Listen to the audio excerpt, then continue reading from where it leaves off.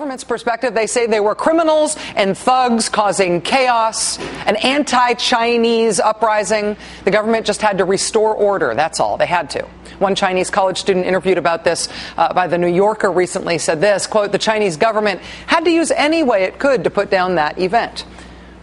You know, in the uprising in Iran a couple of years ago, after the bogus presidential election there in 2009, we saw that government take pretty much the same line in terms of propaganda, in terms of labeling the opposition movement as dangerous thugs from whom the government had to protect the country.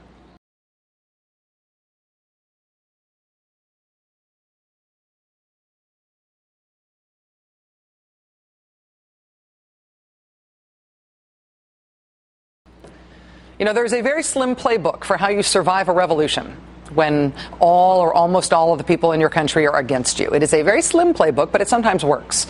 And this is the main play in that playbook. This is option A for what authoritarian regimes do to try to hang on to power when their people turn against them. It's the "I'll protect you from the criminal mob" strategy. You need the firm hand of government to restore order against these protests, because these protests aren't just protests, they're lawless thugs. That strategy is at work right now in Egypt. But right from the outset, in this case, it has seemed clear that it will not work this time.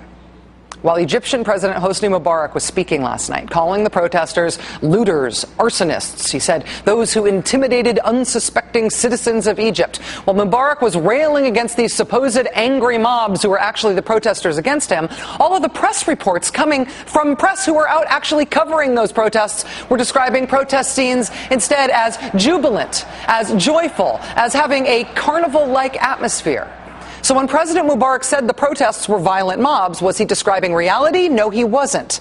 But he was telegraphing very clearly his strategy, what he was about to do, what was about to happen.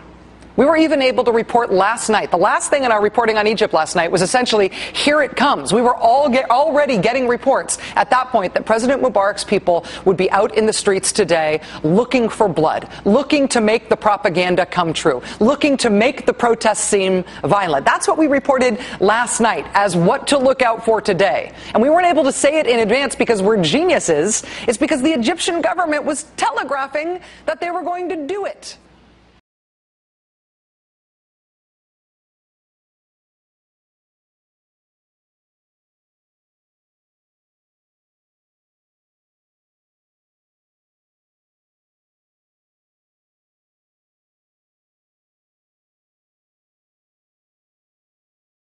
Here's what has me really fired up tonight. My anger. I'm angry tonight. I'm angry tonight because I think that these people who are on the Potomac River are embarrassing Caucasians in this country. The hate merchants on the right, they just love these guys protesting with their guns. That's really what they want America to see. See, they're the base. They're old, they're angry, they're white, they're scared, they're misinformed. That the Tea Partiers are misguided. I think they're racist for the most part. I think they are afraid. I think they are clinging to their guns and their religion. And I think in many respects, they are what's wrong with America.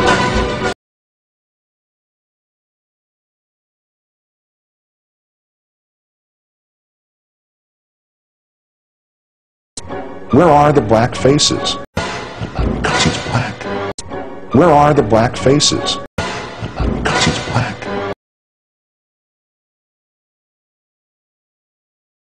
Bunch of racists, bunch of racists, bunch of racists.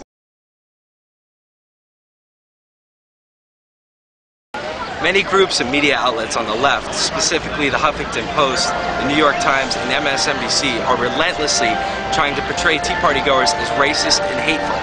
Is this true? I'm going to talk to those attending, and you can decide for yourself. Frank Rich just put out an article. It's in the New York Times. And basically what it implies is that if you're black and you're at a Tea Party, that you don't understand the civil rights movement of 1964? Well, what Frank Rich needs to understand is that black and white people came together during the civil rights movement. The majority of those people out there were Republicans. Democrats have been following Democrats, black Americans have been following Democrats off of a cliff for the last 40 years. We've been in the wilderness. We haven't gotten any better. They haven't done anything better for my people. So I'm out here with my family of Tea Party people, Democrats, Republicans, Independents. We're all out here to, number one, save our country. It's not that we hate the president. It's not that we hate the Democrats, but we love our country. We love our children, and we need for everyone in the whole United States of America to understand why we're doing what we're doing. We're allowed to have a voice just like they're allowed to have a voice. So I disagree with him vehemently. Well, my feelings would be he might not understand exactly what the Tea Party stands for. It's about American values. I mean, it's ridiculous. I mean, this whole thing with the racism stuff is just ridiculous. I'm tired of it. Even I get home and I get infuriated. How can they keep on talking about, you know, black this or that? I mean, if I'm against his policy, am I prejudiced? How am I confused about freedom? And I don't understand. MSNBC has been reporting that black conservatives have been called Oreos, traitors, and Uncle Tom by other blacks. What's your feelings on that? Well, I really have no feelings about that. MSNBC, number one, if we're talking about Olbermann, Keith Olbermann is not a black person. I am not an Oreo. I am a very aggressive, assertive, professional black woman. I'm intelligent. I have children, grandparents, and so that doesn't matter to me. We have always had, I would say, interracial differences, even within my own people. But the truth be told is that that's simply not true. I say that's the oldest tactic in the world, race baiting, trying to pit us against each other.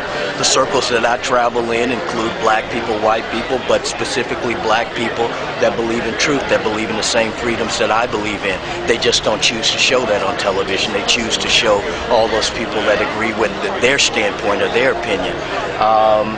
They can call us whatever we like, but we're educated, we know the Constitution, we know what the truth is, and more importantly, we know what freedom is. Well, I've heard that too, and Chris Matthews says these Tea Parties are monochromatic. I like to call Chris Matthews out on that. He doesn't know what he's talking about. Again, if anyone wants to call someone an Uncle Tom, first read the book. Uncle Tom was a heroic figure. Uncle Tom stood up against the Democrat Simon Legree, who wanted to enslave those people. He stood up and he fought, and he was willing to die for freedom. So anyone who wants to call me or any other African American an Uncle Tom doesn't know what they're talking about, because you don't know what an Uncle Tom is. You're a Sambo, you're a Quimbo, you're working for the Democrats. That's the party of slavery, and you're continuing the enslavement of our people.